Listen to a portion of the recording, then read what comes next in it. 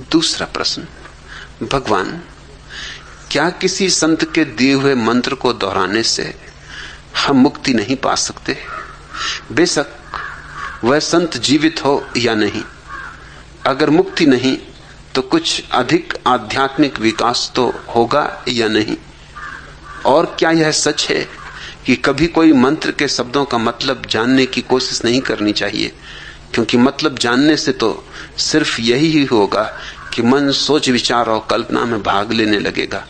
मैं इसलिए ये सवाल पूछ रहा हूं क्योंकि मैंने सुना है कि आप मंत्र के बहुत खिलाफ हैं और कहते हैं कि मंत्र जपना सिर्फ बेवकूफों और मूर्खों के लिए है। नवल किशोर डीडी।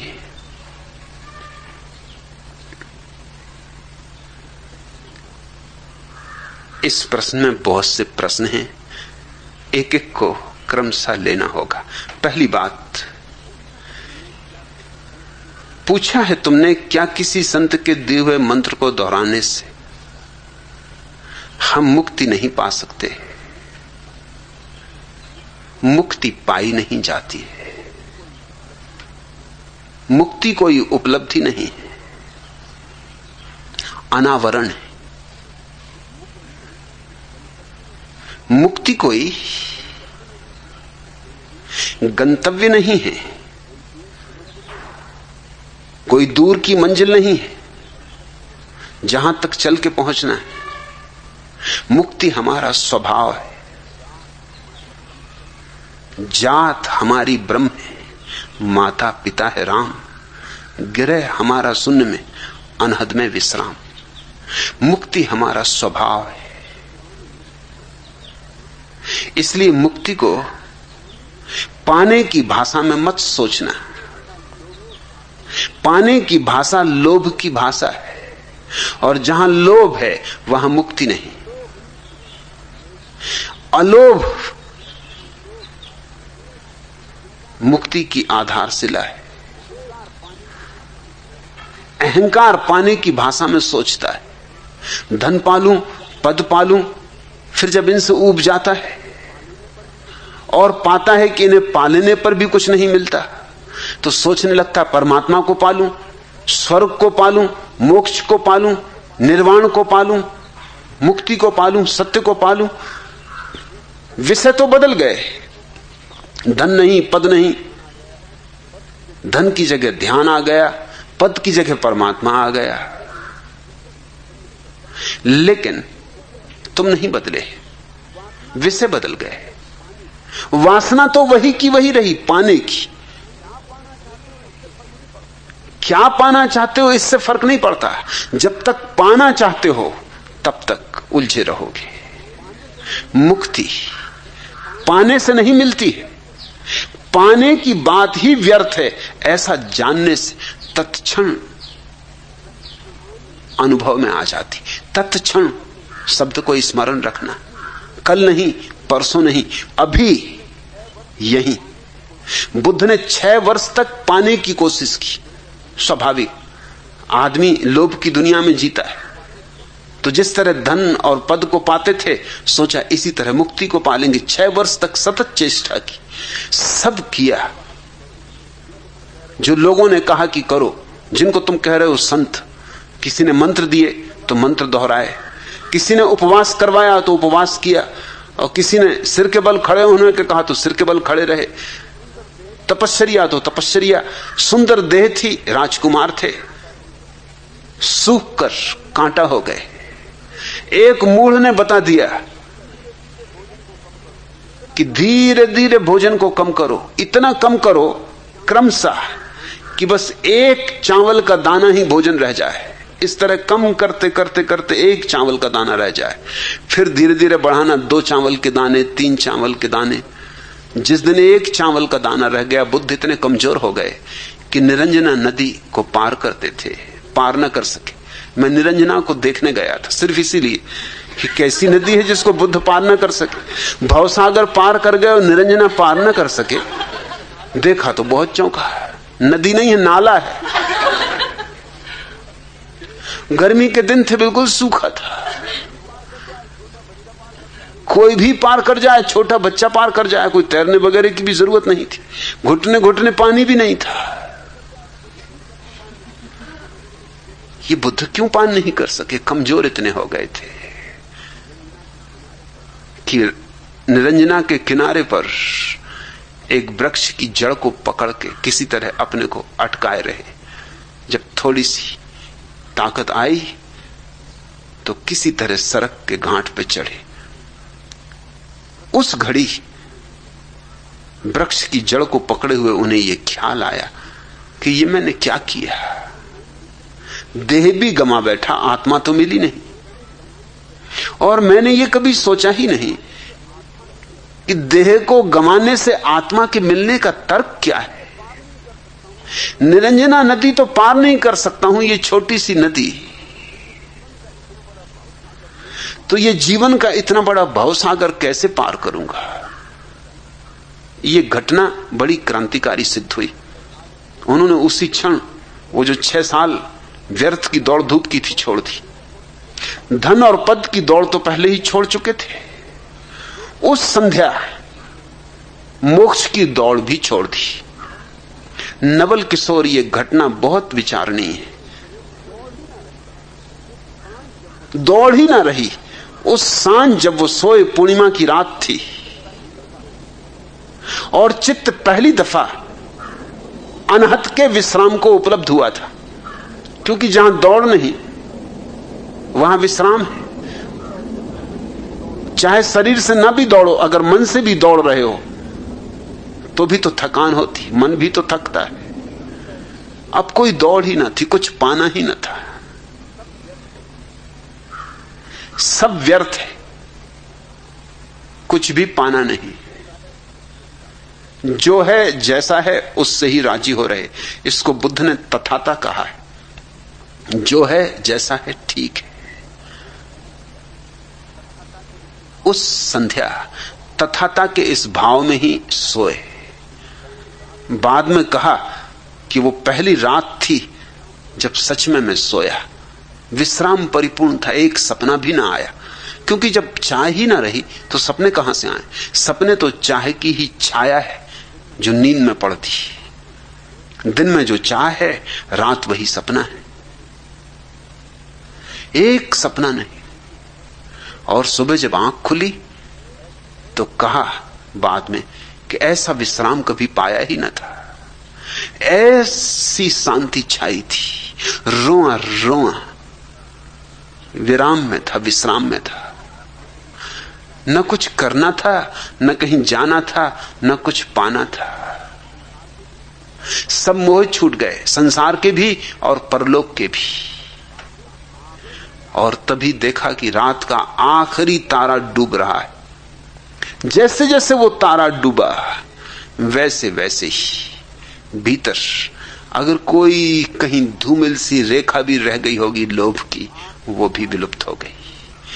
आखिरी तारे के डूबने के साथ ही बुद्ध को महापरिनिर्वाण उपलब्ध हुआ,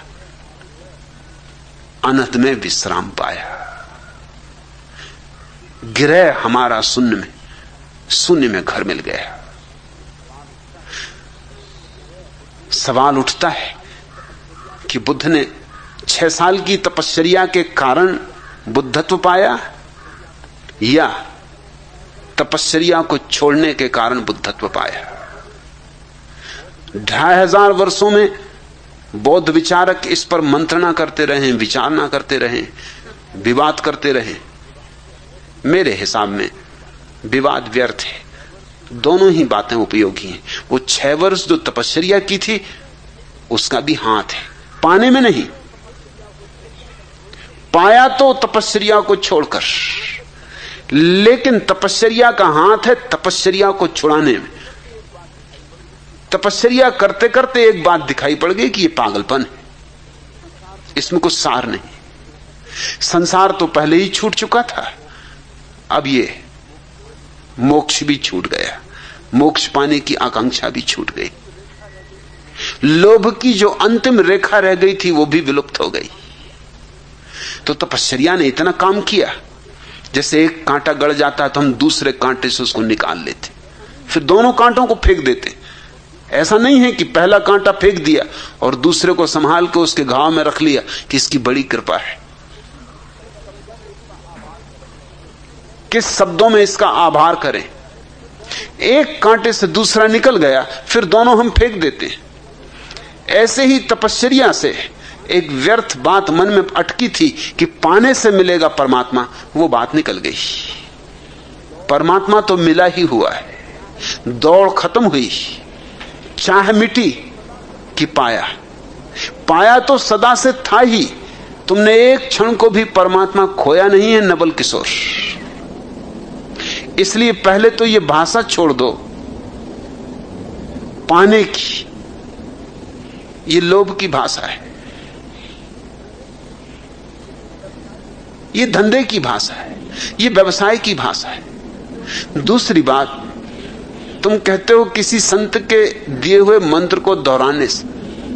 पहली तो बात, तुम कैसे जानोगे कौन संत है? अगर तुम यही पहचान लो कि कौन संत है तो तुम खुद ही संत हो गए। केवल संत ही संत को पहचान सकता है। तुम कैसे पहचानोगे कौन संत है? जिसको भीड़ संत कहती होगी उसी को तुम संत मान लोगे, और भीड़ को कुछ पता है? भीड़ तो मूढ़ों की जमात है। एक बात तो पक्की है कि जिसको भीड़ संत कहे जरा सावधान रहना, उस पर तो प्रश्नवाचक चिन्ह लगा देना, क्योंकि भीड़ उसको ही संत कहेगी जो भीड़ की अपेक्षाओं के अनुकूल पड़ता होगा। जैन दिगंबर जैन नंगे आदमी को संत कहेंगे, बौद्ध भिक्षु नहीं कहेंगे उसको संत। जैन तो अगर दिगंबर हैं तो नग्न को संत कहेंगे, और अगर श्वेतांबर हैं तो मुंह पट्टीधारी को संत कहेंगे। दिगंबर मुंह पट्टीधारी पे हंसेंगे, क्योंकि ये तो परिग्रह ही है, मुंह पे पट्टी बांधना, ये तो आरोपण है। और श्वेतांबर नग्न जैन मुनि पे हंसेंगे कि ये तो अशोभन है, अशिष्ट है, अभद्र है। सूफी फकीर हिंदू फकीर पे हंसेंगे कि ये भी कोई संतत्व है, और हिंदू फकीर सूफी पर हंसेंगे कि ये भी कोई संतत्व है। ईसाई तो उसको संत कहेंगे जो दरिद्रों की सेवा कर रहा हो, और भारत में संतों ने कभी किसी की सेवा नहीं की, ख्याल रखना।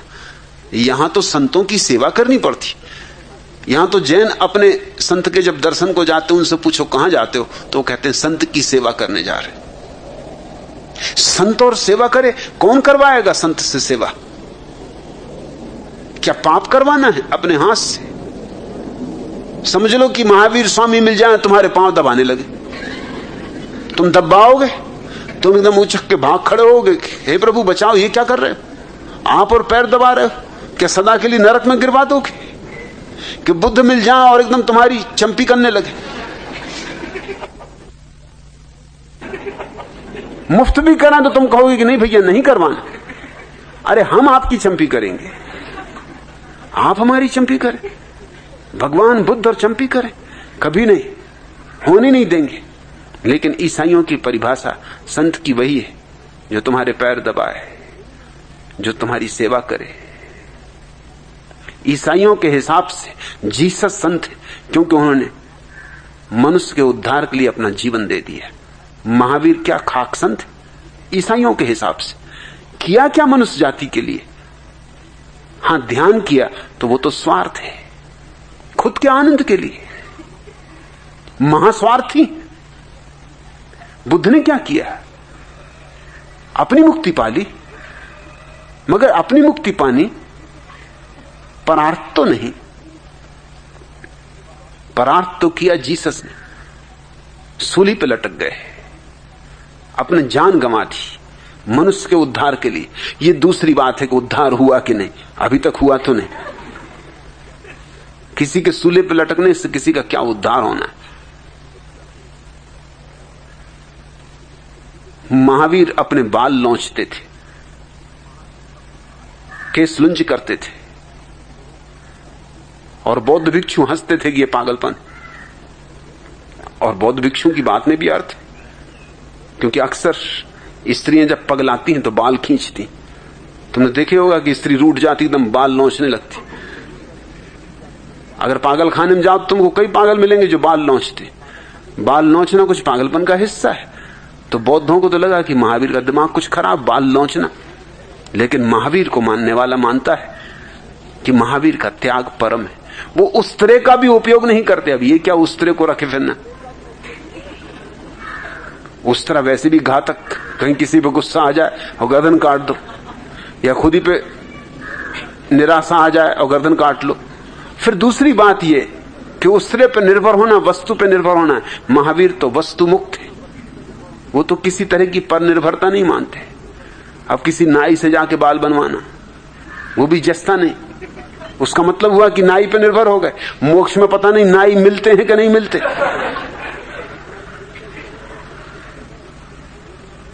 अपने बाल खुद ही लौंच ली, ये स्वावलंबन है तो स्वावलंबन साफ लगता है। तुम किसको संत कहते हो?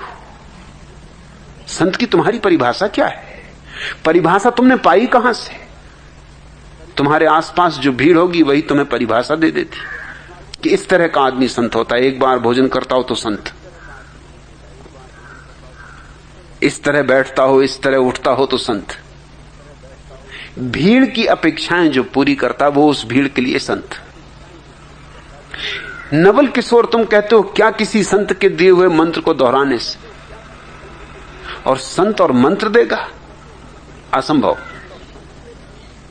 क्योंकि मंत्र शब्द बनता है उसी धातु से जिससे मन बनता है। मन तो मंत्र से ही बनता है। मन का काम ही क्या है? तुमने कभी ख्याल किया?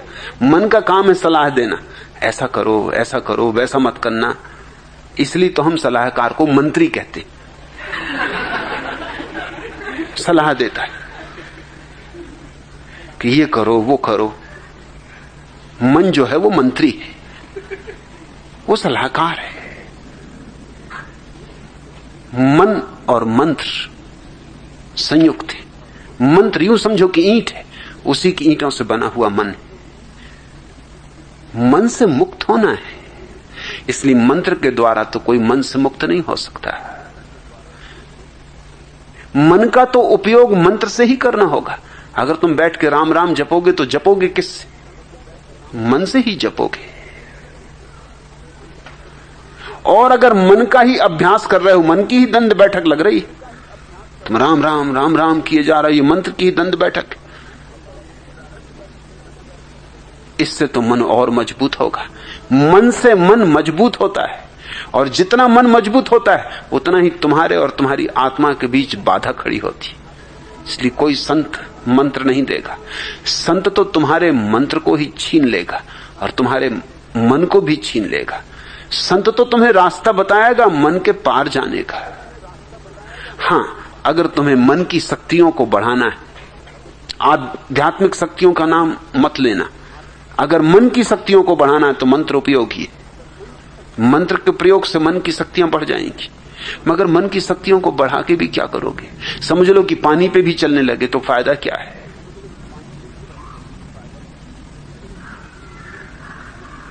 वर्षों की मेहनत के बाद अगर पानी पे भी चलने लगे और कांच भी चबाने लगे तो कोई कांच का नाश्ता करना है?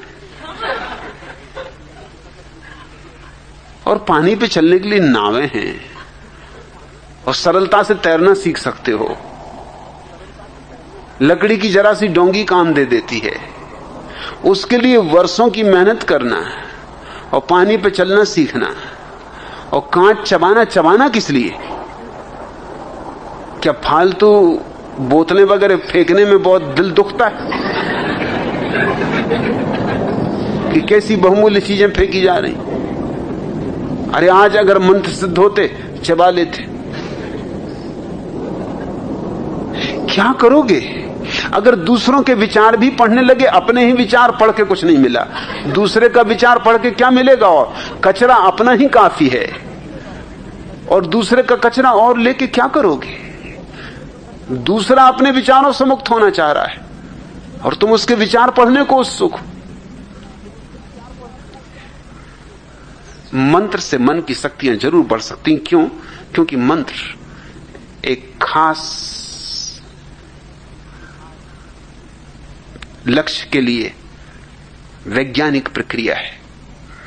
वह लक्ष्य तंद्रा, अंग्रेजी में जिसको हिप्नोसिस कहते हैं, उसके लिए हमारा पुराना यौगिक शब्द है तंद्रा। एक तो जागृति है, वह तो मंत्र से आती नहीं।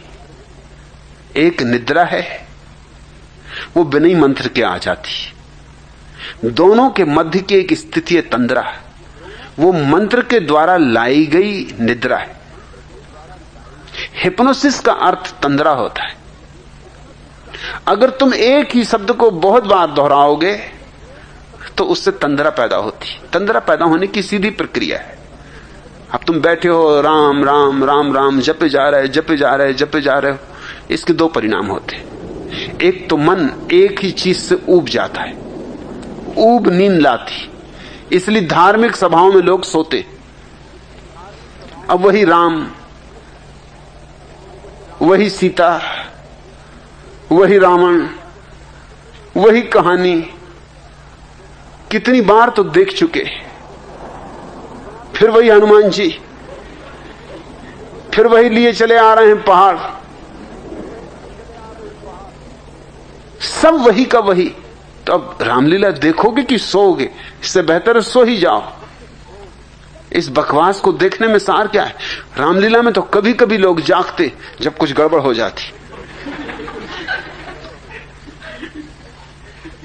जैसे ऐसा हुआ एक बार,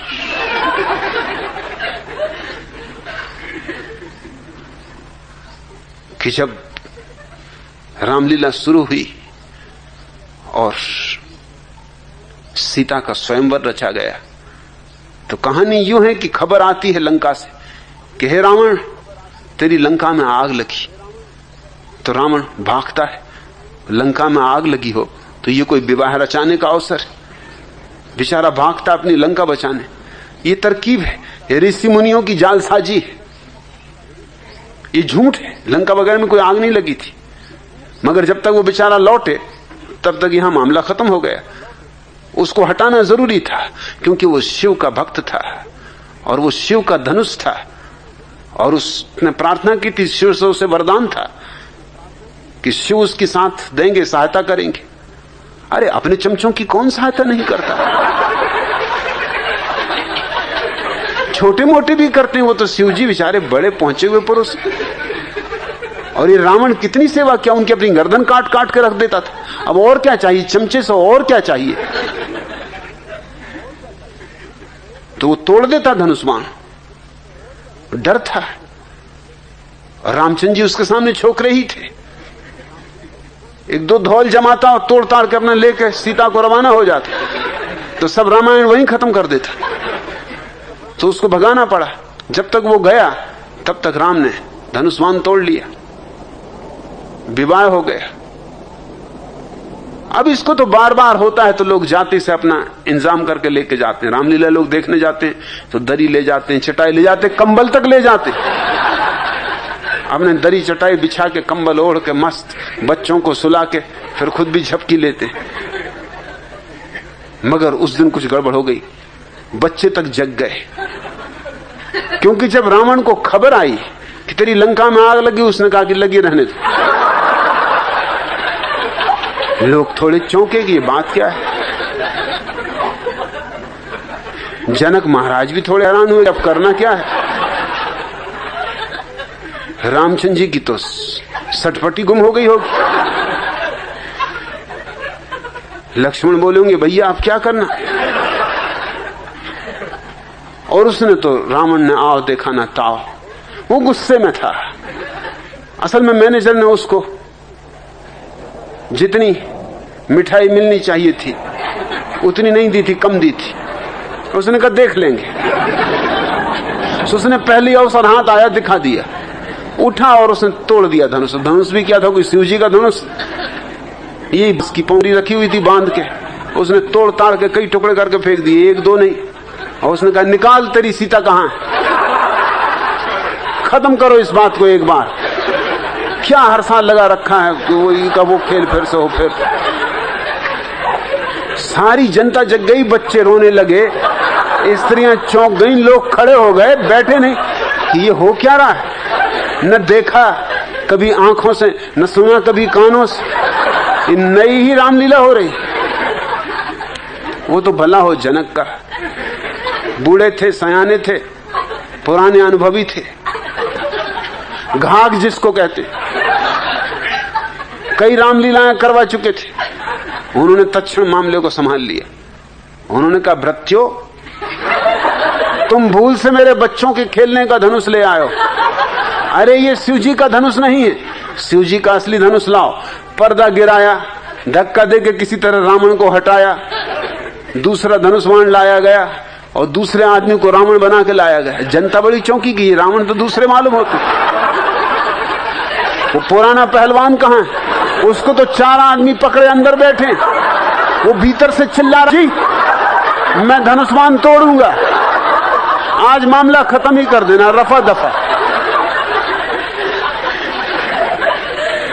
किसी तरह उसको मिठाई दी, समझाया बुझाया कि भैया धनुष बाण ना तोड़, तो जितनी मिठाई लेना हो ले ले, और आगे से हम ख्याल रखेंगे, जो भूल हुई सो हुई। कभी कभी ऐसे मौके आते हैं, अन्यथा तो रामलीला में लोग सोएंगे, वही का वही पुनरुक्त हो रहा है। छोटे छोटे बच्चों को सुलाने के लिए हम यही उपयोग करते नवल किशोर। माँ बैठ जाती बगल में, दबा देती बच्चे को बिस्तर में, चारों तरफ से कंबल दबा देती, भाग भी नहीं, और बैठी कि राजा बेटा सो जा, मुन्ना बेटा सो जा, राजा बेटा सो जा, मुन्ना बेटा सो जा। अब क्या खाक करे राजा बेटा मुन्ना बेटा, सोए नहीं तो क्या करे। हालांकि माँ यही सोचती कि मेरी सुरीली राख के कारण सो रहा है। ये सुरीली राख का सवाल नहीं है, ये ऊप पैदा हो रही, घबरा रहा है वो। ये तो माँ अगर बच्चे के बाप के पास भी बैठ के कहे कि राजा बेटा सो जा, मुन्ना बेटा सो जा, तो वो भी सो जाएंगे। अगर नींद ना आएगी तो भी कम से कम बहाना करेंगे, घुर्राने लगेंगे कि आ गई भाई, नींद आ गई।